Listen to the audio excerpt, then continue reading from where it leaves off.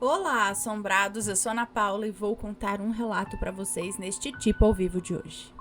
E aí, tudo bem? Eu espero que esteja tudo bem. Já vou pedindo para você deixar o like no vídeo se gosta do canal e curte os relatos. E não se esqueça da loja assombrada.com.br, beleza?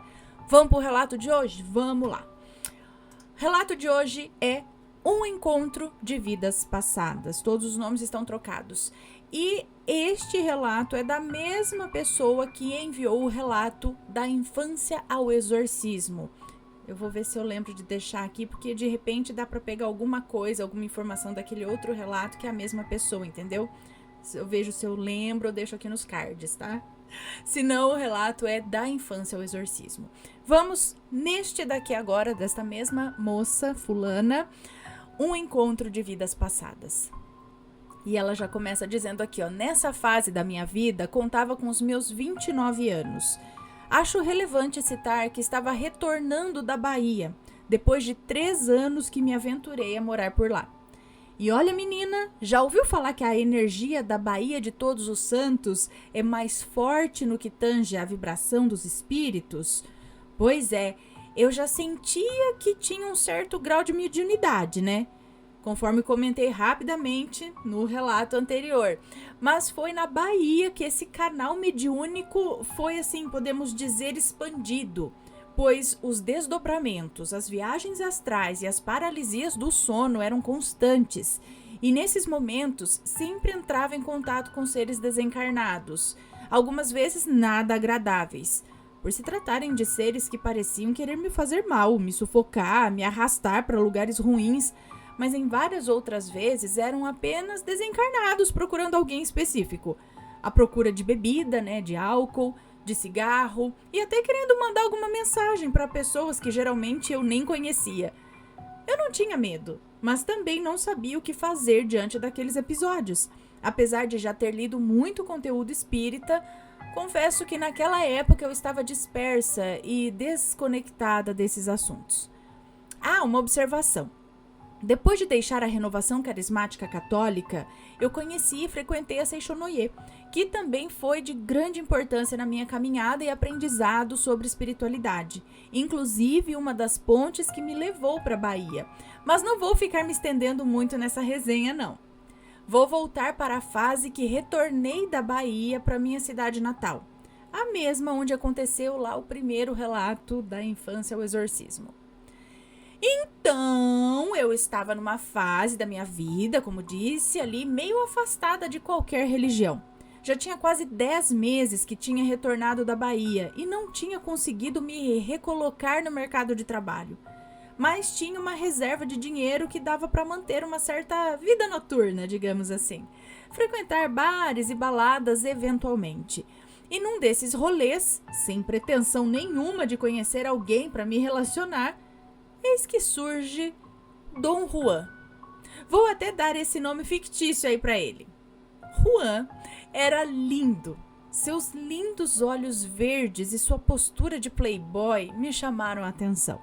Não que esse fosse o meu estilo, mas algo me atraiu nele e bastou uma troca de olhares para eu me aproximar e puxar conversa. Bom, não demorou muito, estávamos aos beijos, mas eu nem pensava em vê-lo novamente. Tanto que não quis passar meu telefone e ainda falava coisas sobre mim para parecer desinteressante. Do tipo que eu estava desempregada, eu não estudava e nem me interessava por nada.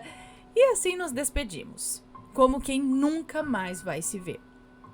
Porém, no entanto, todavia, eis que na semana seguinte, numa fila qualquer, quem estava logo atrás de mim? Sim, o Juan. E ao me ver disse: que coincidência, não quis me dar seu telefone, mas o destino te colocou no meu caminho de novo. Pois deve ter sido isso mesmo, gente. Não foi o que respondi, tá? Na verdade, eu acho que eu esbocei até um sorriso sem graça e nenhuma empolgação. Mas hoje em dia acredito que pode ter sido coisa do destino mesmo. Era a fila de um pub, então nos cruzamos várias vezes lá dentro. Até que ele fez amizade com a minha irmã e uma amiga. tínhamos ido no carro da minha irmã. Só que as bonitas, na minha ausência, resolveram que minha irmã iria embora, porque estava cansada e tal, e o Juan poderia levar a mim e a minha amiga embora depois. E assim foi feito. Bom, nessa altura do campeonato, acabei passando meu telefone para ele. Na época não tinha WhatsApp, pelo menos eu não tinha. Então ele me ligou uns 3 dias depois, me convidando para jantar. E eu aceitei, mas ainda sem nenhuma expectativa. Só que também não tinha por que fugir dele, sabe? Ele era bonito, educado, gente boa. Mas qual não foi a minha surpresa quando vi que quando o local escolhido para irmos era um restaurante chiquérrimo. Eu não estava acostumada com esse tipo de lugar. Ele se mostrou assim um verdadeiro gentleman. E assim fomos tendo outros encontros, né? E assim fomos tendo outros encontros, cinema, barzinho e tal. E não houve um momento formal que o relacionamento... Ai, gente, está tocando aqui, vou deixar tocar. Cadê? Então, e não houve um momento formal... Ah, tá, entendi. E não houve um momento formal que o relacionamento foi ali oficializado. Tanto que não tínhamos uma data para comemorar o namoro, né? Então considerávamos a data que nos conhecemos, já que foi num feriado, então era fácil de lembrar.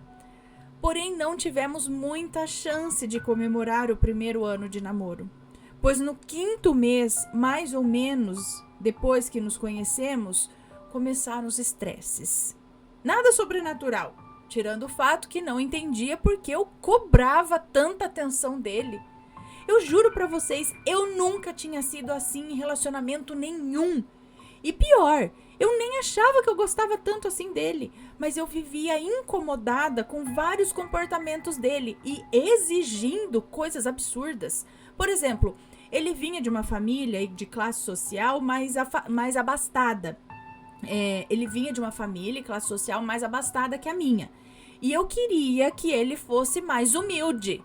Mas ele já era. No sentido de não ser prepotente, sabe? Mas eu queria que ele abdicasse de certos confortos.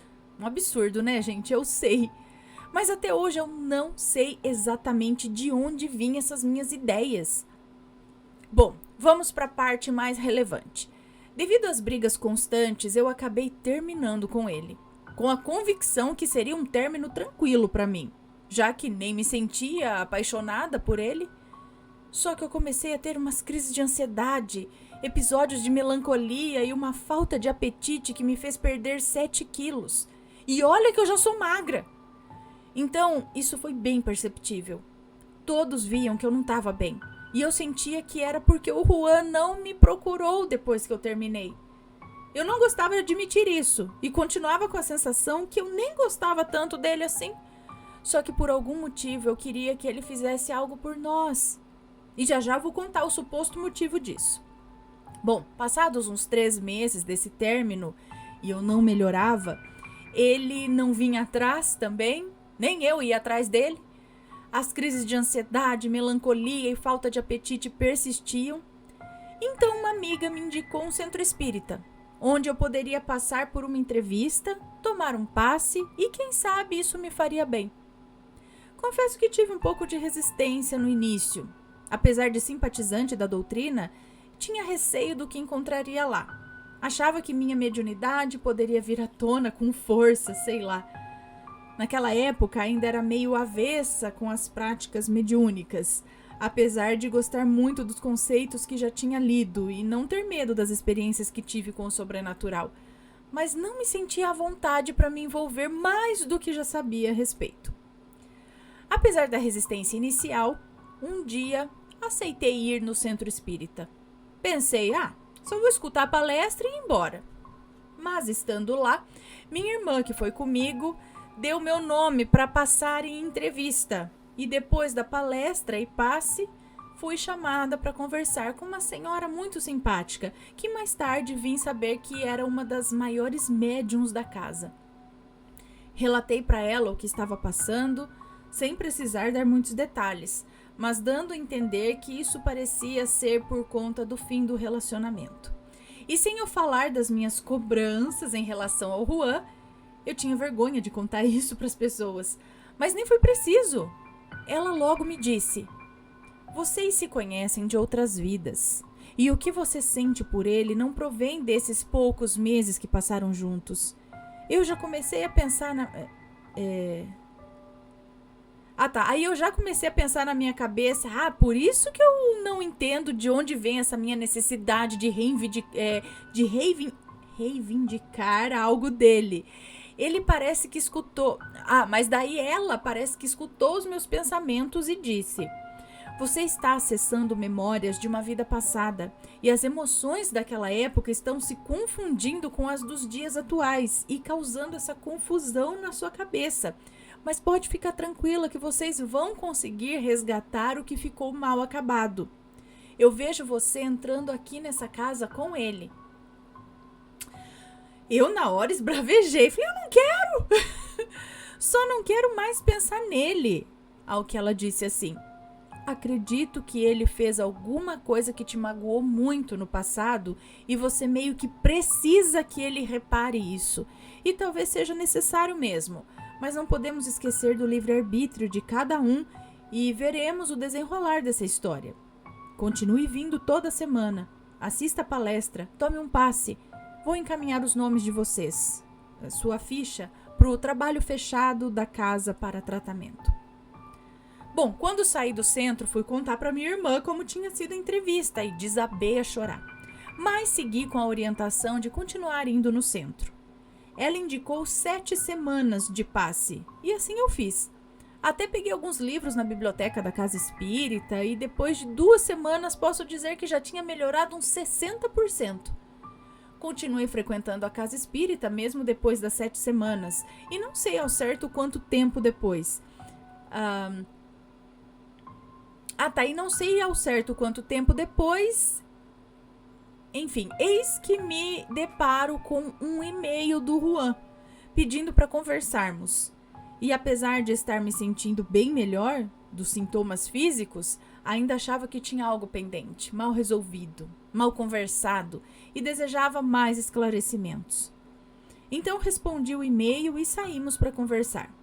Contei para ele sobre tudo o que passei e, enfim, sobre o que escutei na Casa Espírita. Ele, emocionado, disse que fazia muito sentido, pois ele também teve vários episódios de melancolia e muitas dúvidas sobre o nosso envolvimento.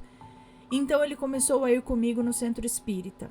E acredita que numa dessas idas dele comigo, a senhora que me atendeu estava na porta, ela nunca ficava ali, e nos cumprimentou. E eu pensei, ela deve ter visto essa cena no dia da entrevista. Só pode, ela deve ter visto. Bom, outro episódio interessante foi um sonho que eu tive com ele. Não explicava nada das possíveis causas do nosso reencontro nessa vida, mas o sonho se passava provavelmente no século XIX, pois trajávamos roupas daquela época e fugíamos de alguém. Nos escondemos em uma carroça em meio ao feno e ele estava ferido no braço. Depois disso eu acordei. Já minha irmã teve um sonho bem mais revelador conosco. Eu não sei detalhes, mas o que ela me relatou foi o seguinte: ela sonhou com uma briga entre ele e o pai, onde eu era a causa, o motivo deles estarem brigando. E para me defender, o Juan acabou golpeando o pai, que parece que morreu com aquele golpe. E nisso saiu desesperado, dizendo que a culpa era minha e que jamais queria me ver novamente. Bom, interpretamos assim. Nos gostávamos muito, mas pelo nosso sentimento ter levado a cometer um crime contra o próprio pai, ele decidiu se afastar de mim. E eu não aceitei muito bem esse desfecho e pode ser que eu estava buscando nessa vida a dedicação que fui privada na outra. Bom, mas para não me estender muito mais nisso, vamos ao desfecho. Nós reatamos, comemoramos o 2º ano de namoro como se não houvesse o intervalo que nos afastamos, mas em dado momento ele recebeu uma proposta de trabalho em outro estado, bem longe, e eu não poderia acompanhá-lo. Com isso, mais uma vez optei por terminar o namoro, pois não me agradava a ideia de relacionamento à distância. Confesso que não foi fácil, mas nessa fase já estava muito mais tranquila e esclarecida, o que ajudou a superar o término. Acredito que nos reconciliamos, mas sem a necessidade de ficarmos juntos. E assim nos libertamos e cada um pôde seguir o seu caminho. Fim. Interessante, é isso. Será que muitos relacionamentos podem ser explicados por questões pendentes de vida passada? Né? Essas... quando você fala, gente, eu não entendo porquê, mas, né... Tem isso aqui, essas, né? Pode ser que sim, acredito que pode ser a resposta para muitas coisas, mas aí, né, a gente tem que às vezes ir atrás para saber ou não, ou as coisas vêm até nós, a informação acaba vindo de certa forma, ou, né? Mas muito interessante, você tem uma história parecida? Conta pra gente, e se for comentar, que seja com respeito. Esse foi o relato de hoje, espero que tenham gostado, um grande beijo para vocês e a gente se vê no próximo relato. Fui, tchau, tchau.